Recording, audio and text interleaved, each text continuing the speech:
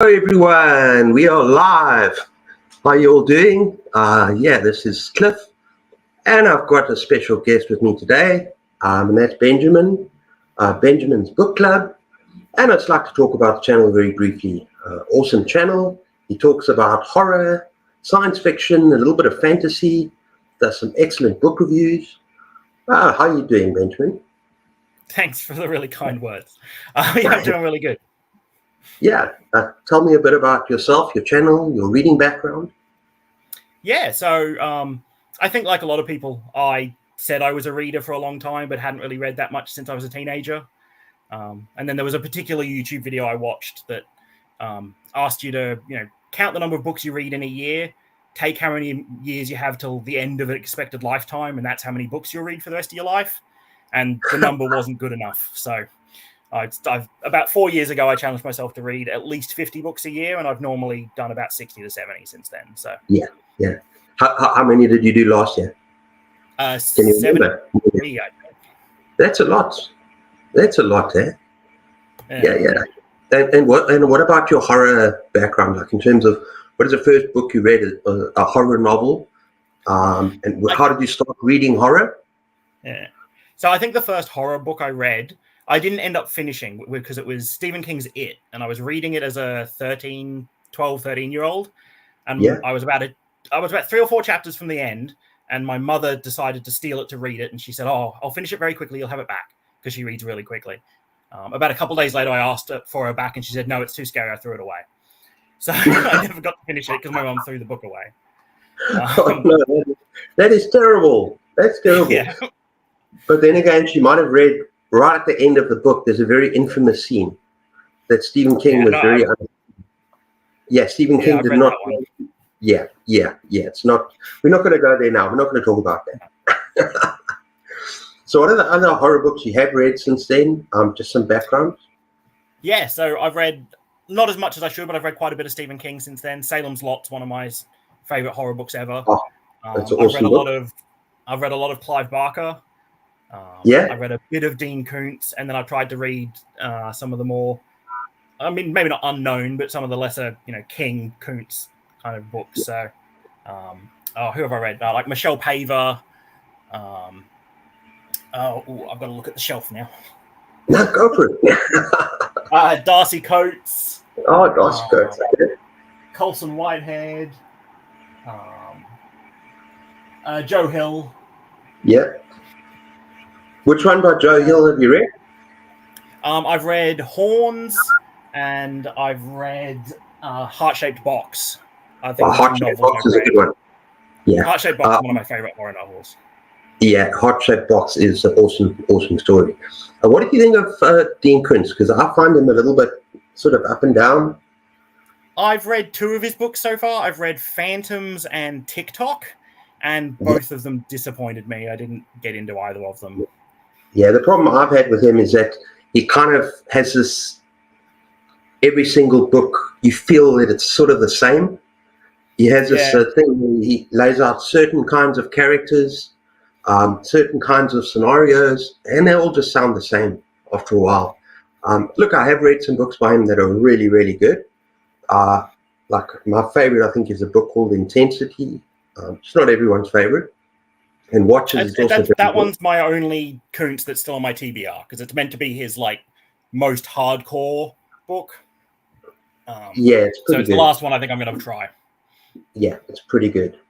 But let's talk a bit about why we're here, because you said you'd really like to talk about horror novellas. And so what I would like to do, actually, no, before that, let's go with something before that. What is it that attracts you to horror? Okay. And let's say as opposed to fantasy or science fiction, what is it that actually attracts you to the horror genre? Yeah, so I think my favorite books are those books that are they're powerful enough that they stick with you after you finish reading them. Whether it's the big ideas from the science fiction stuff that you can't stop thinking about for days, or I think horror is even better at that, the way it keeps that creepy feeling going for days after you finish reading it. If you can finish reading a book, put it down, and then still feel a little bit scared of something or a little bit wary about leaving the room in the middle of the night, then I think that's a powerful book like that is really worth reading. And I think also in horror, as opposed to other genres, like anything goes. You know, you pick up a fantasy book, a standalone, you're pretty sure at the end there's going to be at least a bittersweet happy ending. But in a horror book, all the main characters might just die at the halfway point and something crazy could happen. You don't get those sort of twists and thrills from any of the other genres, I think. Totally agree with you, because also it's about it's extreme. It's affecting you in a more extreme way. Yeah. Emotionally, the response you have to the story that you don't get in other genres. I totally agree with you. That's my wife saying hello. Yeah, absolutely. We're filming this at a time where we might not have too many American viewers, but if there's anyone out there from anywhere else in the world that's still awake, come and join us. Okay, what else does she have to say? She says, Watchers by Dean Koontz is very good. Love the dog in the novel. Yeah, I would say that's a very, very good Dean Koontz book. Okay, so let's move on to some novellas. I'll have to add it up. Yeah, but before we show off our novellas, what is the difference? What are the pros and cons of reading a novella as opposed to reading a longer, big book like It, for instance? Yeah. So I think both of my favorite genres, horror and sci-fi, both benefit a lot often from a novella. So like for anyone that doesn't know, a novella is just a short book, bigger than a short story, longer than a novel. They're normally about 100 to 200 pages. And I think they both benefit from not having to get bogged down in world building and too many characters. They're always very tight books. They can get to the point very quickly. They can lay down what needs to be done, hit every plot point very quickly without needing to, you don't need to know everything about the world building to enjoy a novella. Whereas if you're building some big fantasy book or even like some of the big horror books, I feel a lot of authors have a tendency to kind of get lost in the weeds. Stephen King does that in a lot of his books. He just kind of, for 60 pages, talks about some stuff that doesn't matter, and then...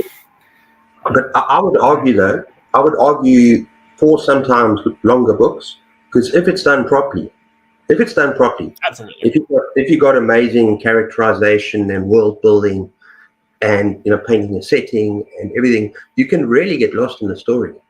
You can really get lost in the book. So I found with Stephen King, yes, there might have been a little bit here and there where you're kind of thinking, is this necessary? But the longer you spend with the story, you get lost in the characters. He's very good with characters. He's very, very good with characters. And so you can get lost in the story.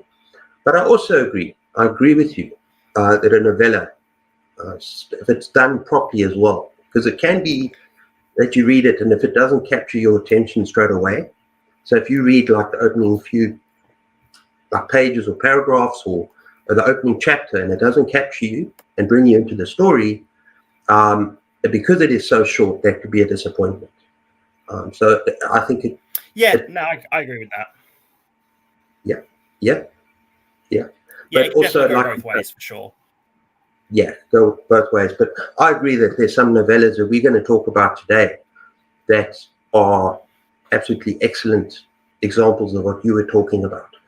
Something that captures you into the story, grabs your attention. It's nice and short. It's tight.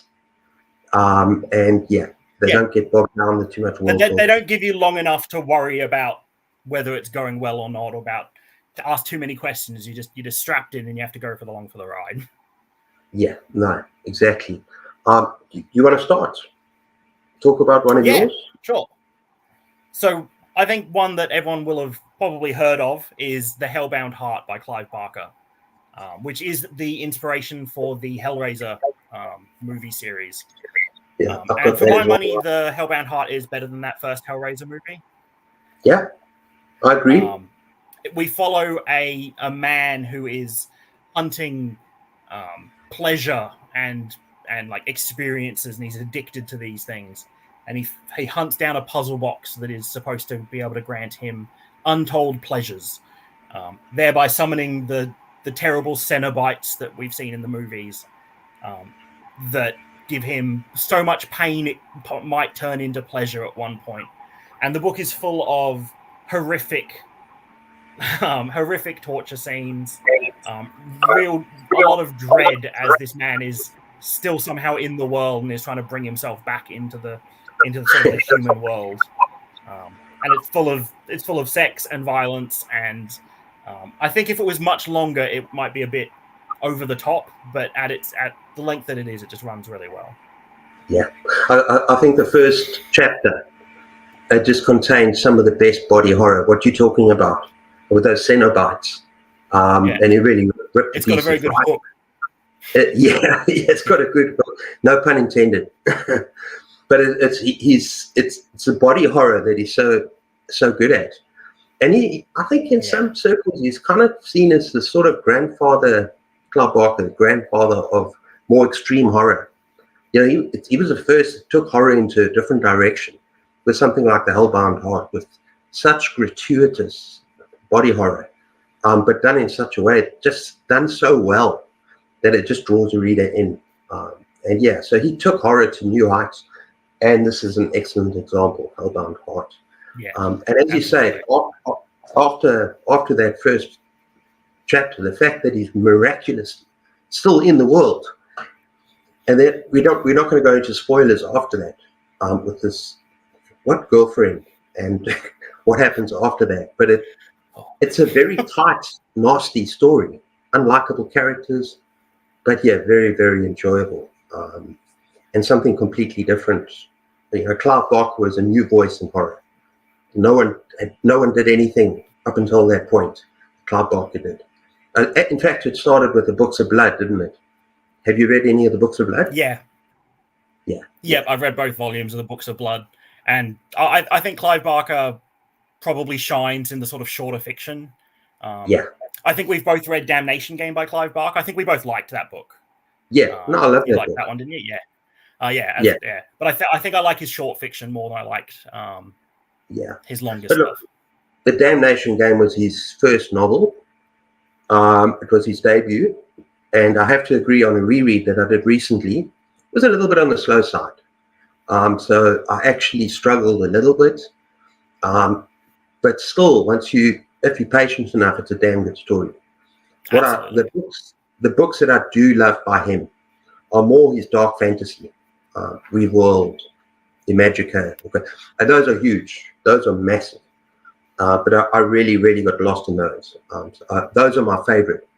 But I do agree that for more people, his shorter fiction is much more effective. Yeah. So yeah. And he hasn't been done right by Hollywood yet, I don't think. No. Several of his things have been adapted, and none of them have quite got it right yet. Yeah, no. But it's very difficult to adapt his kind of imagination into that sort of medium, isn't it? Yeah. Especially if you want to be able to keep it below an R18 rating. Yeah, exactly. Okay, my first idea here is a book that was an instant 5-star read for me, and it's an author that I highly recommend. I don't have it; it's on Kindle, but it's Chad Lutzke, Skullface Boy. Now this isn't what you'd consider hardcore horror. In fact, a lot of people would consider this YA.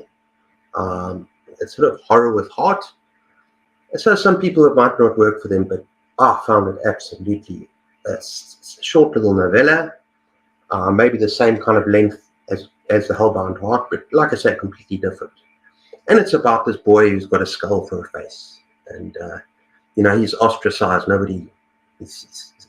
And this is an important theme about the book. He's different. And he finds out that there's someone else on the other side of America that also has a skull for a face. So he takes a journey with a backpack, no money, and tries to take a journey across America to find this person just like him. And it's just such an interesting book. And you kind of want to stop sometimes as you're reading it and write notes. He's described as an author that gives horror with heart. He's certainly not hardcore. He's not hardcore. Yeah, everything I've read by him, I love. Yeah, he has actually written one. I think The Skin something, Beneath the Skin, or something. It's actually a splatter western. So yeah, that's pretty gross.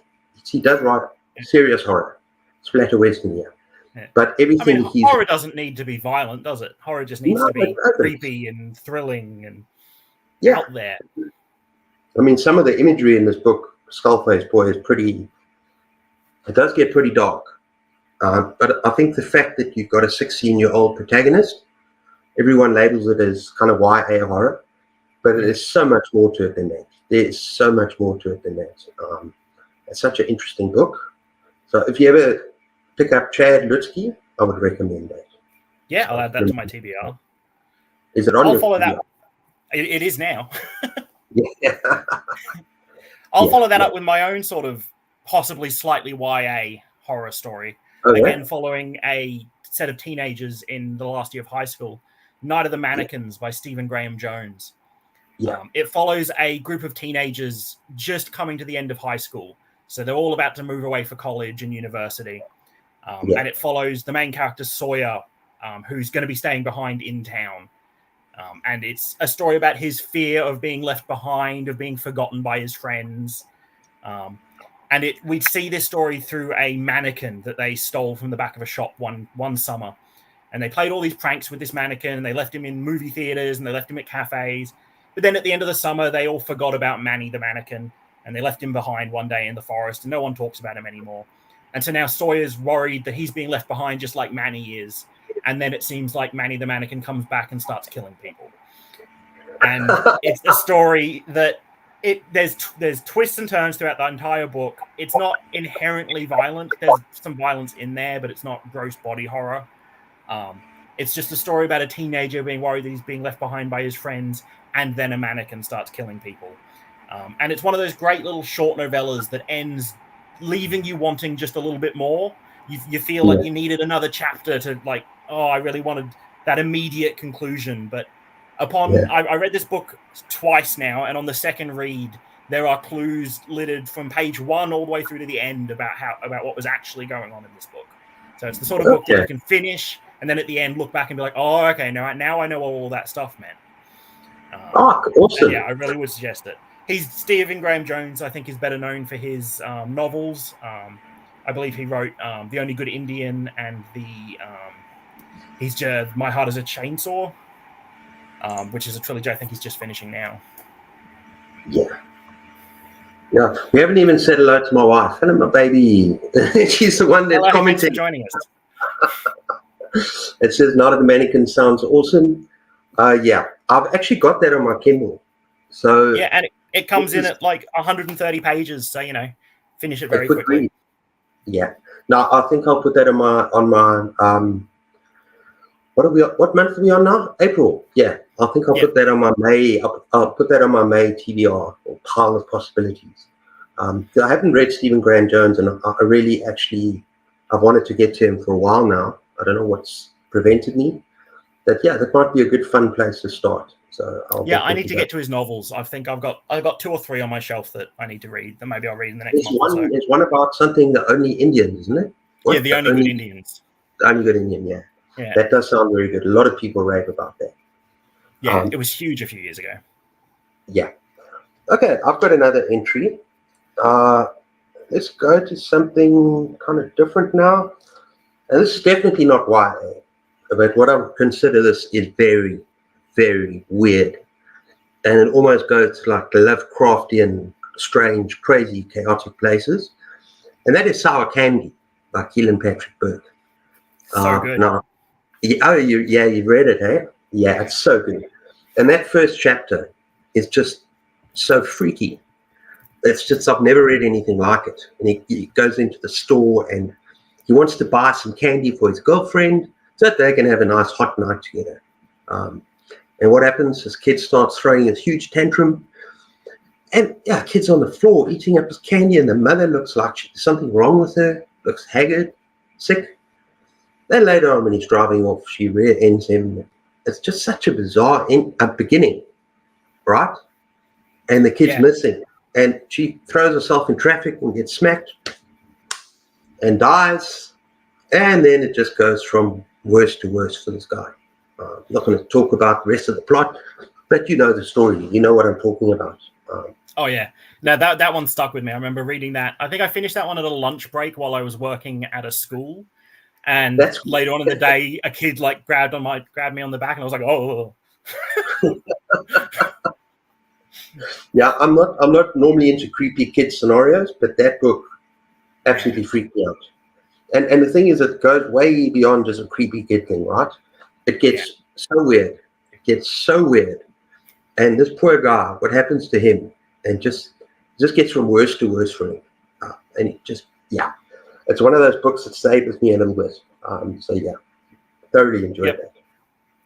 Well, speaking of books that stay with you, I read this book, I think 3 years ago. And I think I probably think about it. It's in my mind at least once a week since then. I've read it a couple times since then. It is my favorite novella of all time, and it's A Short Stay in Hell by Stephen L. Peck. Yeah.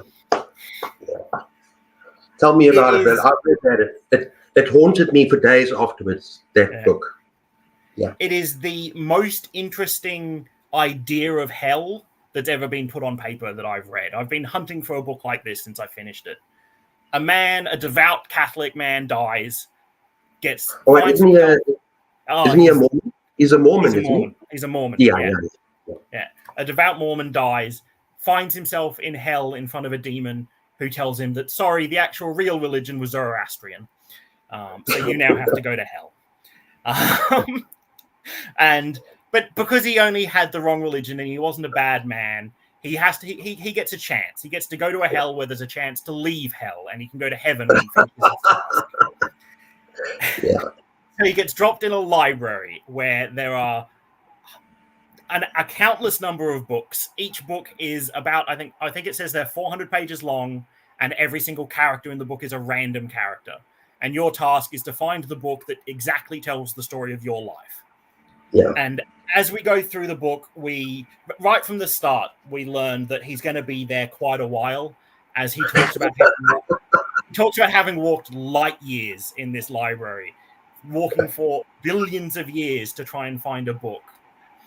And all the people that are in there dealing with this fate that's worse than death, and how long that they're there, and the breakdown of society, and what makes it worse than death? Well, can I ask you a question? Because I've got my theory on that. And yes, it does get very, very bad there. And for me, okay, let me just tell you my theory. This place is, I don't want to give too many spoilers away, but basically you get whatever you want to eat, drink, whatever. You can sleep in a bed, and then it's just, the rest of it is just a library. But you're lumped together with loads of other people. And it's the people. And it just shows the human nature, it just shows what people are capable of, that they turn this thing into a hell. Right? I think the other thing that stays with me is it's not a real library. These books aren't things you can read for enjoyment. There is no entertainment here. There's nothing there. And maybe it's not too bad for 200 years or 300 years or 1,000 years. But once you get to 10, 20, 30,000 years, you're starting to look at just the complete degradation of the human mind in that condition. Yeah, we should actually be giving spoilers. We should be giving spoilers away for this book. But apologies, people. But we can't stop talking about this book. Carry on. Just the fact that there is a way out. Right off the bat, the demon tells you, you find your book, you get to leave. So there's always this hope, this terrible hope that it'll just happen, and that you'll be able to find your way out of this terrible situation. And the whole point is that this library. The whole point is that this library is sort of modeled on. I can't remember what the name of the library is. Modeled on this actual library, where every single possible language, every single possible sentence, word, different combinations. I can't remember what the name of the library is that it's modeled on. Alexandria or something. I can't remember. Alexandria, maybe. So basically, from 1,000 books, 999 out of 1,000 will be absolute gibberish, because it's any combination of alphabet. So basically, you're pretty screwed, and it's just as, like you say, are you going to find this book? At least you got that hope. You got that hope. You can maybe find the book, which I think makes it worse, because you can't just give up. You can't. No, it's a crazy book, but we're not going to talk any more about that. I'm going to go into another one, and that is a book I strongly recommend you pick up. Even though it's labeled a little bit as sort of extreme, I would consider this book kind of a stepping stone into more extreme horror. And that is Gone to See the Riverman by Christopher Triano. Now, this was also a 5-star read for me last year. And it's very brutal, but not as brutal as some of the more extreme novels that I've read since. But it's very disturbing in other ways. And it's about this woman who's absolutely fixated on the serial killer. It's a brutal serial killer who's murdered women in the most horrifying ways. And she writes to him in prison. She writes to him and she goes to visit him. And basically, she agrees to do a task that he sets her out on this task to show devotion to him. That she has to go and find a key in a chest. And try not to laugh when I say that. And then she's got to go and deliver this key to this mysterious figure called down the river, called the Riverman. And it's, like I say, it's very disturbing, but not always for the reasons that you'd think, for the gore and gratuity. Because this woman's got a backstory with a family. I'm not going to go there. But yeah, it's very twisted. But I loved it because it's incredibly imaginative. And I love the way this guy writes. I've read another one of his stories as well, but it didn't compare to this. And so, yeah, I recommend Gone to See the Riverman. Yeah, it's on my TBR. It's been on there for a while now, actually. Yeah. I've got it on my Kindle lined up. Yeah, I think you'll enjoy it. But I'll be interested to hear your thoughts because, in a way, some of the horror is kind of a step up here. Yeah. I've read some extreme horror this last year, and some of it's worked for me, and some of it didn't work for me at all. I found it just to be torture porn. But this particular I've read some extreme horror that I thought was excellent, and some that I thought was just it was so over the top. It like looped back to being immature. Yeah. So I mean, you need if you're going to write extreme horror, you need a story, a good story, and your writing needs to have a certain level of capability where you're not just some of it's just gratuitous gore. And some of these just put it on the page and you almost get the feeling they're just trying to shock you, and there's no substance to it at all. Would you agree with that? Yeah, absolutely. I've read 3 or 4 books that were very clearly just trying to shock and disgust you rather than actually tell any interesting story or make any interesting points. Yeah. Well, I think you'll enjoy Gone to See the Riverman. In my opinion, that was an excellent story, beautifully written, very imaginative, and yes, very disturbing, but not gratuitous in the sense that you'd normally think of extreme horror. So there are moments, but not nearly as bad as some of these other entries that I've read. Yeah, absolutely. Have you got another one for me? No, that was all the novellas I had sitting here. Although this is probably more of a novel, but The Cipher by Kathy Koja. I've just finished that. Finished that. Yeah. What did you think? Yeah, I really enjoyed it. Brilliant. But I only gave it 4 stars because I thought the ending could have been a little bit better. But the actual experience of reading that book, I'm gonna review that soon. We won't talk about it too much. We won't ruin your video. No. It was excellent. Tell me your thoughts. The book was weird. I thought the writing of it was one of the weirdest prose I've ever read, almost stream of consciousness sort of writing, which dreamlike is an excellent way to put it. Which really led to you being sucked into the feelings that the characters were having and this confusion that was going on in the book. I haven't read anything like it since. I've said in my review on Goodreads, I'll just keep this very short because, like I said, I'm gonna review it. But in my review on Goodreads, I said something along the lines of, this is not so much a book to be enjoyed, but as a book to be experienced. Because in every way, it's a wild experience. And it's, like you say, with the narration actually almost makes it uneasy. And it's an uncomfortable book to read. Yeah, and the plot almost comes back on itself. it's not like this. It's not a kind of a clear read. So it's not so much like, oh, I love this book for its story. It's more like I love this book because it was such a twisted experience. And the characters were unlikable and hateful, most of them. And as you say, the writing's kind of stream of consciousness. It's confusing, and you're all seeing it from his point of view. And it's everything about it was very interesting. Very interesting. Absolutely. Yeah. And I know we talked before this thing about some other horror novels. Let's talk about Stephen King. Quickly. What are you going to be reading next for Stephen King? I'm gonna finally read Pet Sematary by Stephen King. Okay. I've read half a dozen Stephen King books. I've missed out on some of the bigger ones, but I've read Salem's Lot, which I thought was excellent. I loved that one. That's my wife's favorite. Yeah, that's very good taste. That's such a good book. Anything that makes vampires scary again is excellent in my mind. And I've also read Cell by Stephen King, which I quite liked. No, I didn't enjoy that. I read it as a teenager, and I immediately went online to talk about this book because I enjoyed it so much, and found out that I'm the only person that seemed to like this book. Everyone else doesn't like it, but I really enjoyed it, and I still think about it. It had its moments. It's like people that say Tommy Knockers. I heard recently somebody loved the Tommy Knockers. I said, I'm not going to knock that. I'm not going to put that down. I'm not going to knock that because it's all personal.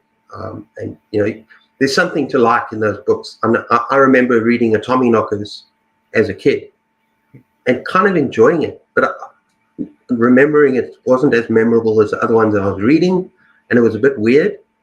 So I'm not going to knock any of those books if you can't remember them. But I do remember, unfortunately, what's the book? Cell. Yeah. And there was quite a bit wrong for me. Had its moments, but there was quite a lot that I found, didn't enjoy it. Yeah. I think it might be because it was one of the first Stephen King books I read. It was a very early horror book for me. But it stuck with me. I really enjoyed it. A Stephen King book that I had the same experience with you, I think, in not liking this one, is The Outsider. Have you read that one? I've read that one. It's like I gave my opinion. It's not that I didn't like it. There were parts of it that I really liked.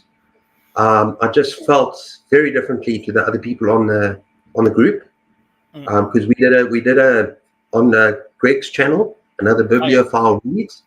We did a group read thing on it, and they all raved about it. I didn't. I said there was a lot. Yeah, I'm a horror person. I thought the premise was really good, and the first third or so of the book was great. Yeah, and then the rest of it just put me to sleep.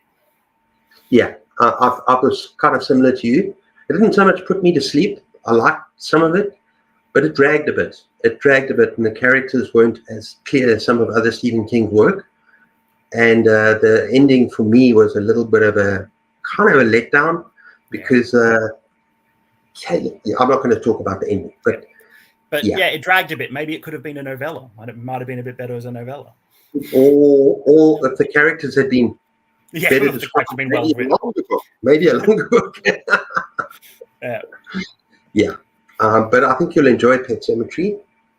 It's a lot of people's favorites. Very dark. I'm really looking forward to it. I also need to read The Stand this year. Yeah, my favorite Stephen King.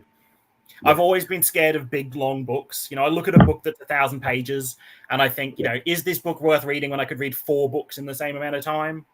But I've just come off of reading fantasy, trying to get into fantasy this year. So now I'm reading giant books and, so now I'll go back to The Stand and I'll give it a proper go. Yeah. Look, a lot of people have a problem with The Stand. I personally, it's my favorite Stephen King book. But, that is an entirely personal thing. And yes, it is very long. But The Stand is one of those books where every single character in that book I can remember and love. I can remember the names, Stu, Frank. I can remember the names of the characters. I can remember the story. I love that book. And that's special. Stephen King does that so well with characters that made the book for me. And a lot of people don't like the ending. I'm not going to go there. I just love the whole book. So I would recommend it. And I think you'll enjoy Pet Cemetery. It's not as long, but it's very dark. It's definitely his darkest book. I think you'll enjoy that, yeah. Yeah, I like that. And there's another book you were going to talk about, and I've got it right here. I can actually show you a book that I recommend, and that is Nosferatu. Yes. Stephen King's son, Joe Hill. The apple doesn't fall far from the tree, eh? I was shocked when I heard that. I didn't realize that. I read a lot of Joe Hill's comics because I was a big comic reader before I started reading more novels. So comics? I read, where's his books? I can't see them now. That's a shame. Yeah, Joe Hill's written a lot of graphic novels and comics. Graphic novels, yeah. Yeah, that are really good, really good. The Lock and Key series is a good horror adjacent series written by Joe Hill. Yeah. We've got another guest. How's William? I read 3 King novels: Needful Things, Rose Madder, and Pet Cemetery. Yeah, I love Needful Things. I have all 3 of those books on my shelf, on my TBR, and I haven't got to them yet. Yeah. Sorry, what were you saying about Joe Hill's graphic novels?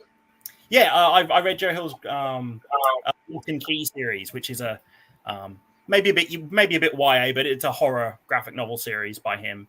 And it wasn't until I finished it that I actually learned he was Stephen King's son, and I was like, oh no, that makes a lot of sense now. Didn't he do? You said Lock and Key. Yeah, that rings a bell. Yeah, because I'm in a very unfortunate position here to say that with graphic novels in South Africa, they're very, very difficult to get a hold of. So there's very few places where you can find decent graphic novels from, horror authors. So yeah, I'd love to be able to find Lock and Key. My wife answering William, saying Rose Madder is excellent. Yeah. Oh, that looks beautiful. That looks beautiful. About kids and their mum moving into a new house and discovering the dark family secrets that involved. Yeah. Oh, that looks very, very cool. Are you a big graphic novel reader? I was. I was for a number of years. But since moving more into novels and whatnot, I still like reading the graphic novels every now and then, but they don't give me the same enjoyment that a nice, good novel does. Yeah. No, but I'm saying I've got a number of graphic novels. Well, when I was living in Johannesburg, biggest city in South Africa, there was only one shop, where I could go and actually find these beautifully wrapped graphic novels, each costing about 700, 800 Rand, which is a bloody fortune. And that shop closed down. And there's nowhere else that I've been able to find graphic novels. I heard there is some at kind of a comic section that's opening in my local shop, so I will go and explore there. But it's impossible to find that stuff here unless it's imported, unless you actually order it from overseas, and then it's going to cost an arm and a leg, which we don't have. That's a shame because there are some really good horror graphic novels.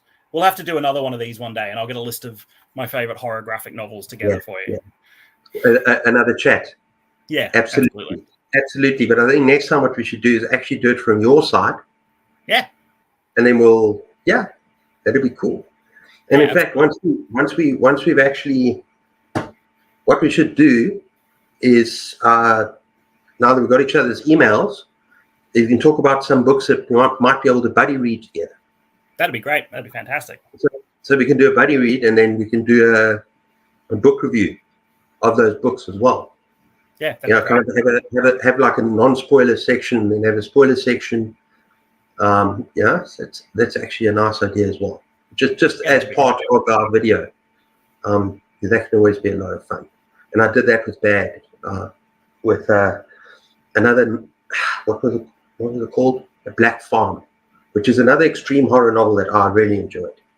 But it is the most disturbing thing I've ever read in my life. Oh, no, it's not. The other thing was crap, but this is the one that I enjoyed. It's the most disturbing novel that I read in my life. Recently, I read a little short novella called Something Ride for Free. Something about riding for free. And it's short, and it is the most disgusting book I've ever read.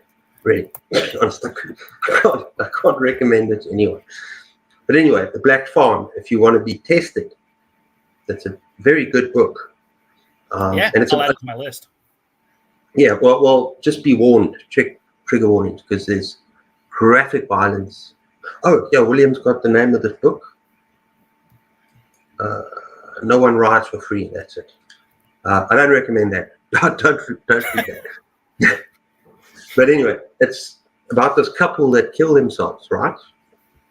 And they think that they're going to have peace. And the reason they kill themselves is because their world is falling apart. He's lost his job. They've lost their kid. They don't have income anymore. Everything is going against them. And they think that by killing themselves, they're going to have peace. So suicide is peace. And they wake up in this place called the Black Farm. Do you think they have any peace? No. It is very, very extreme. Torture, all sorts of things, but it's very imaginative, the world that he creates. It's not overly long. Actually, it's about 350, 400 pages. So it's quite long. But don't go there. Check the trigger warnings. You might not want to do that. Maybe I've just looked up the cover, and I have this on my shelf. You have it on your shelf. I didn't recognize the name, but I recognize the cover. Yeah, it's pretty brutal. It's brutal. It's very brutal. Promise. I'll let you know what I think. Yeah, let me know what you think. Yeah. Yeah. So, what else are we going to chat about, or are we thinking about anything else? Trying to think of books to talk about that weren't on my top 10 horror list. Another one I enjoyed. I don't have a very good cover for this one. I've got the Netflix adaptation cover, so I apologize for that. But I'm thinking of Ending Things by Ian Reid. I've got that in my read that one? Yeah. No. Oh. Yeah. That's a really good one. That's another book that kept you guessing and had a feeling of dread and tension the entire way through the book.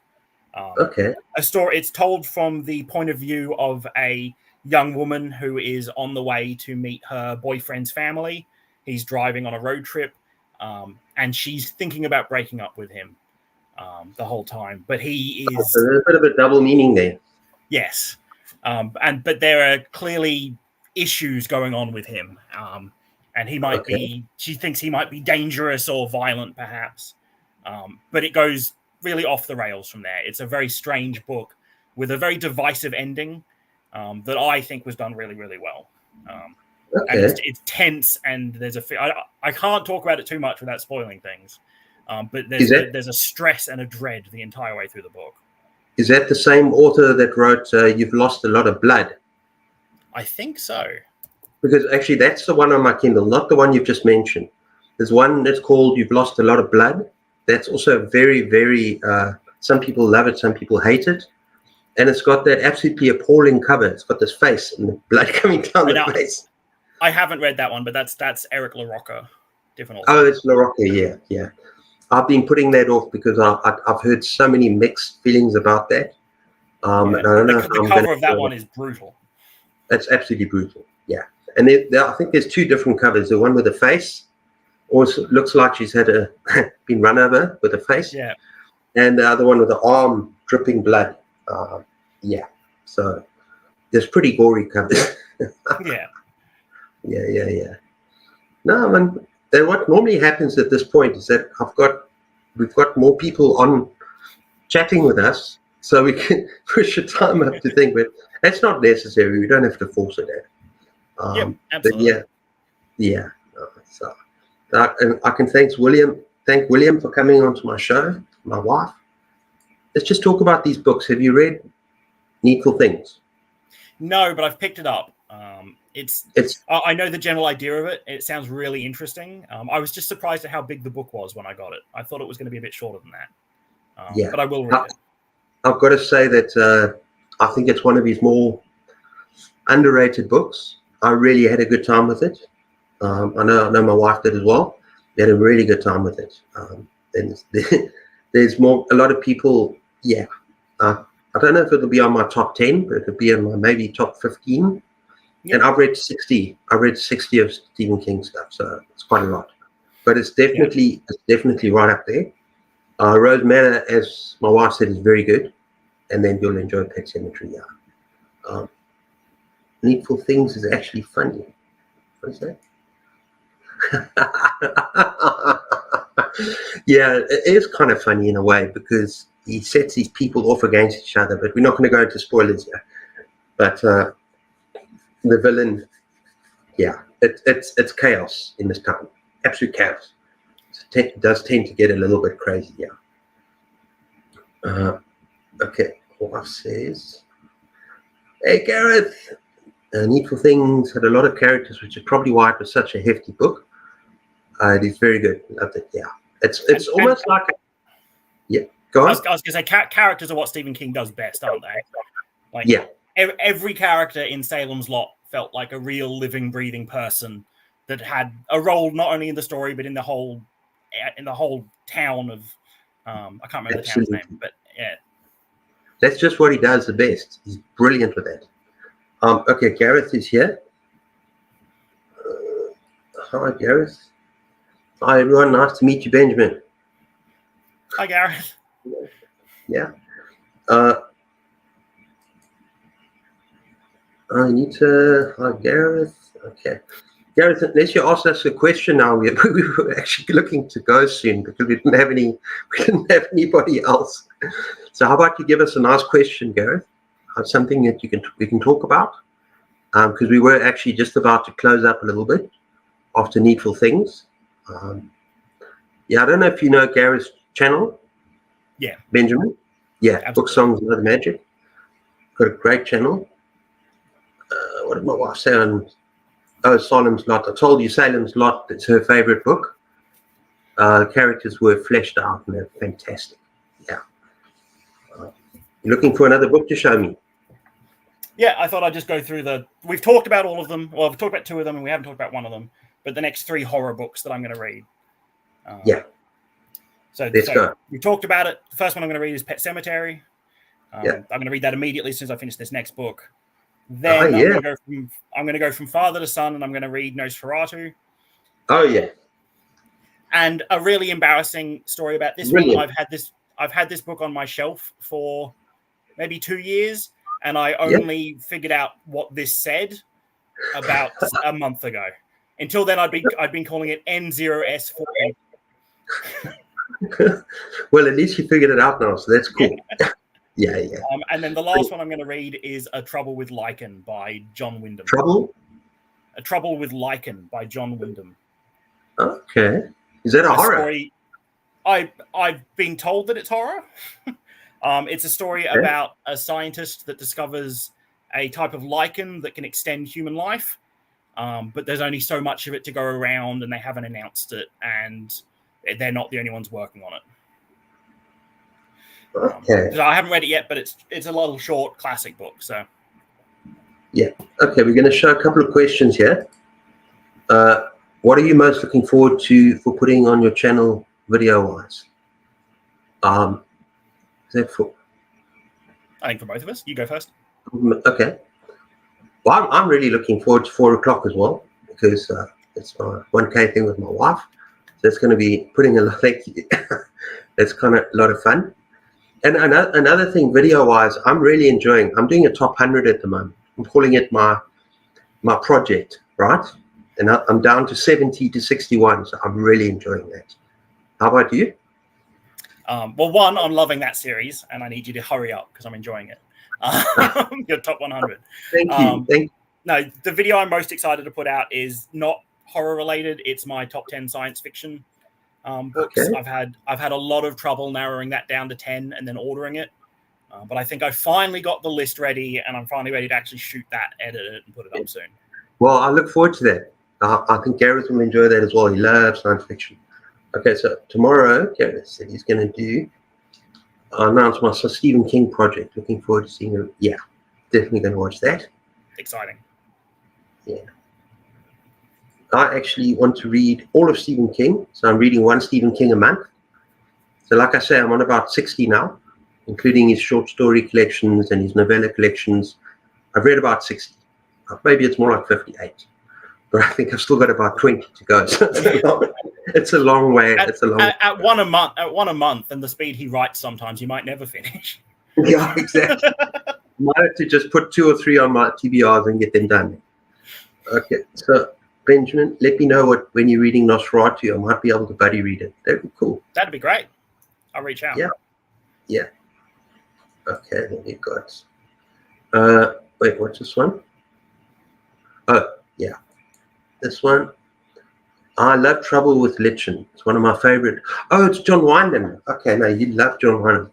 I actually need to read another one of his because I know that Gareth absolutely loves this author. And I read probably his most famous one, The Day of the Triffids. Wasn't terrible. I enjoyed it. Oh, I love that one. I don't want it. I know. I don't want it to put me off. I need to actually read more of this author. So I'm going to take mental note of that. Trouble with Lichen. Okay, yeah. So I think we've done very, very well here, actually. So now let's just see if there's any other questions that pop up. But I've had a blast. I really enjoyed that. We need to do this again. Yeah, we need to do this again. Yeah. And I think next time maybe do it from your channel. Yeah, sounds great. Yeah. I think, it's just such a pity with the time difference there. Yeah, well, I mean, maybe next time if we can find a time that's maybe on a public holiday or something, I might be able to push it a bit later. Yeah, no, it's not just that. Yeah, it's that's tough for you because if we want to get the American audience in, they're 7, 8, 9 hours behind me, and I'm 7, 8, 9 hours behind you. Yeah. So that's very tough. It's very tough.